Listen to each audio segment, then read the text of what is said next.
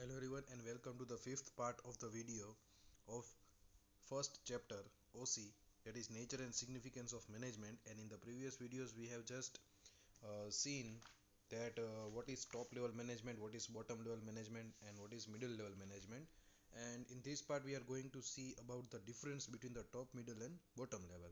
Okay, this difference can be asked for 5 marks or 3 marks. Majority it will be asked for 3 marks or 2 marks. So let's start with it. Okay, see, the first is management and administration. This is point of difference and you have to write the point of difference in the exams. If you will not write it, you will lose half mark. So you have to write the point of difference. And the first point of difference is management and administration. Means कि management कितना होता है और administration कितना होता है. सी management, before doing this let us understand the difference between management and administration. Management is something which is done at a brain level, means it is done at a psychological level, and administration means उसका implement करना, right? So there is a little difference between management and administration. So सबसे ज़्यादा management कहाँ पे होगा? Eight a top level management, जो कि you have seen the functions of top level management, that they have to take the policy decisions, they have to do the planning and all. So management सबसे ज़्यादा वहाँ पे होगा और implementation सबसे कम होगा, मतलब administration सबसे कम होगा. And at a middle level management will be less, administration will be more. और एट बॉटम लेवल में कौन लोग होते हैं? वर्कर्स होते हैं. उन लोगों को कुछ मैनेजमेंट करना नहीं होता है, उन लोगों को सिर्फ काम करना होता है. That's why administration will be maximum and management will be less over there, right? Okay, so this was the first point of difference. Now next is authority and responsibility. Authority means what? Powers. And responsibility means जवाबदारी, right? So authority and responsibility सबसे ज़्यादा कहाँ पे होगी? At a top level management, right? So both authority and responsibility will be maximum at a top level management, क्योंकि उनके ऊपर तो सब चीज़ें डिपेंडेंट होती है, right? The middle level and bottom level both are dependent on the top level management. That's why authority and responsibility will be maximum at a top level management. Now what will be at a middle level management?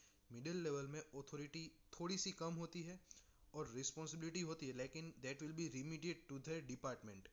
Limited to the department मतलब कि अगर purchase manager है या तो purchase department है, then the purchase manager will have the responsibility limited to his department only.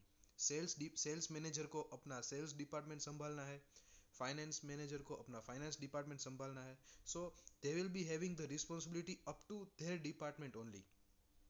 So authority कब होगी? Responsibility भी लिमिटेड होगी. And at a bottom level management workers को कोई अथॉरिटी नहीं होती है और उनकी रिस्पॉन्सिबिलिटी अपने काम के लिए जितनी होती है उतनी उनको जितना काम बोला गया है उतनी ही रिस्पॉन्सिबिलिटी उन लोगों की होती है, उससे ज़्यादा उसकी रिस्पॉन्सिबिलिटी नहीं होती है. So this is the authority and responsibility. Next is number of members, मतलब कि कितने लोग, कौन से लेवल पे कितने लोग होंगे, right? So at a top level management, see at a top level management there will be the minimum people. सबसे कम लोग टॉप लेवल मैनेजमेंट में होंगे. Just think that if there are more number of people, means there are 100 directors, then what will happen? A decision will not come. उन लोगों के बीच में बहस होगी. they will fight for taking the decisions and there will not be any fruitful discussions. So and another thing is the company have to pay a huge amount of money to the directors, so they can't afford that much directors also. So top level management में कम से कम लोग होते हैं and in middle level management top level से थोड़े ज़्यादा लोग होंगे. Similarly at a bottom level middle level से ज़्यादा लोग होंगे और टॉप लेवल से भी ज़्यादा, मतलब कि सबसे ज़्यादा लोग they will be at a bottom level, उससे कम एट अ मिडिल लेवल और उससे भी कम at a top level management. Okay, now next is includes, मतलब कि टॉप लेवल, मिडिल लेवल और बॉटम लेवल में कौन कौन लोग इंक्लूड होते हैं.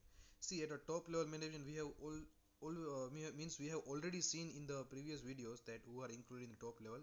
Again we are seeing that there is board of directors, managing director, general manager, chief executive officer, and in middle level there is departmental officers, experts, and at a bottom level supervisors, jobbers and foremen. So ये सब लोग include होते हैं. Next is accountability. Accountability means answerability. मतलब कि ये top middle और bottom level को किसको जवाब देना होता है, right. See if we are not getting good marks in the exams, then हमें किसको जवाब देना पड़ेगा, हमारे पेरेंट्स को या टीचर्स को. सो इन दैट वे अगर टॉप लेवल मैनेजमेंट कुछ अच्छा करे या बुरा करे तो उन लोगों को किसको जवाब देना होगा. That is the point of difference. So the top level is accountable to shareholders, क्योंकि उन लोगों के पैसे लगे हुए हैं. It will be answerable to government and it will be answerable to the creditors. ये तीन लोग हैं जिनको टॉप लेवल मैनेजमेंट अकाउंटेबल है. Next is middle level. Middle level is accountable to the top level, obviously because middle level के ऊपर होते हैं टॉप लेवल मैनेजमेंट. तो अगर उनसे कोई गड़बड़ हो गई तो they have to give answer to the top level management. Similarly the bottom level will give answer to the middle level management. So that is accountability. So we have seen 5 points of difference: management and administration, authority and responsibility, number of members includes accountability. Okay, now next.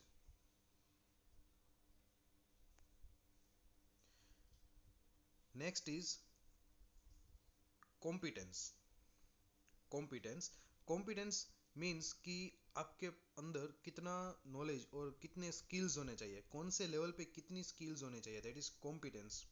So top level management, top level management में सब directors होंगे, CEO होंगे, right. So they should be knowing everything about the company.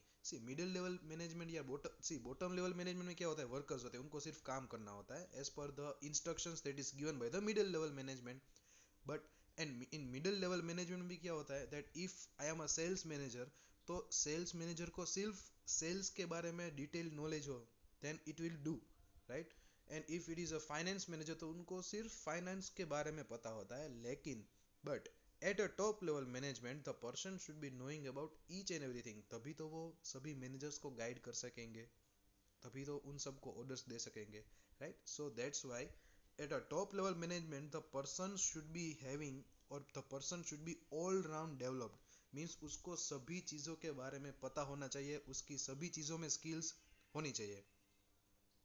then at a middle level management the person should be having specialized knowledge मतलब कि जो person जिस department के लिए अपॉइंट किया गया है उसके बारे में ही उसको स्पेशलाइज्ड नॉलेज होना चाहिए.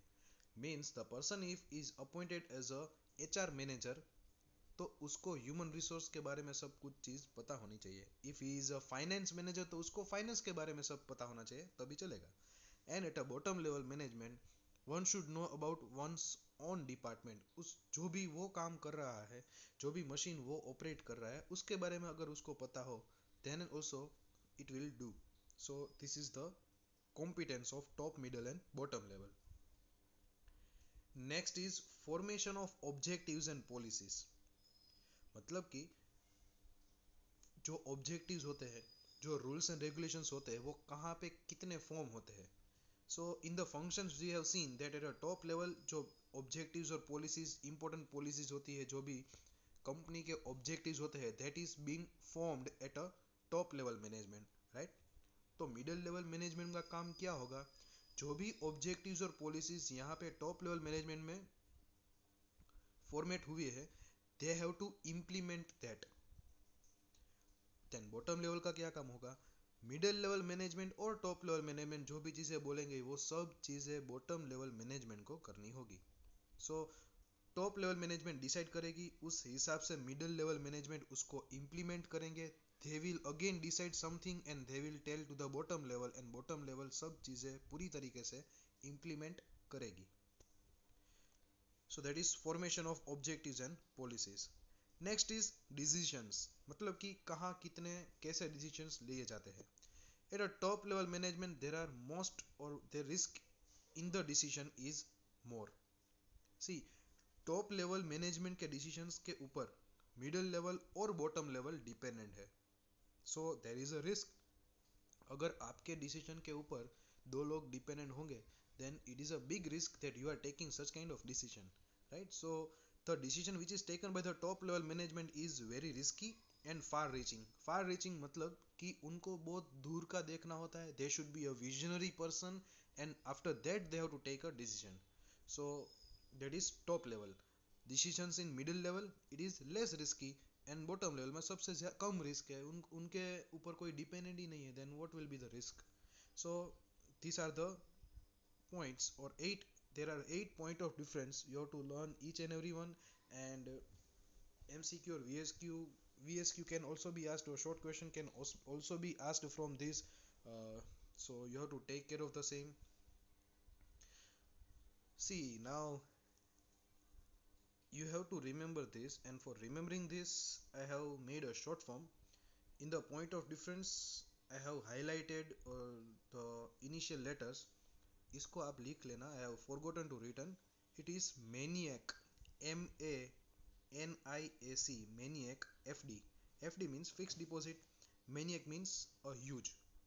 Yeah. The students who are playing games of Free Fire or something like that, then they might be knowing the word about it. Maniac means a huge quantity, and FD means fixed deposit. So you can remember like this: MANIAC, management and administration, authority and responsibility, number of members, includes accountability, competence, formation of objectives and policies and decisions.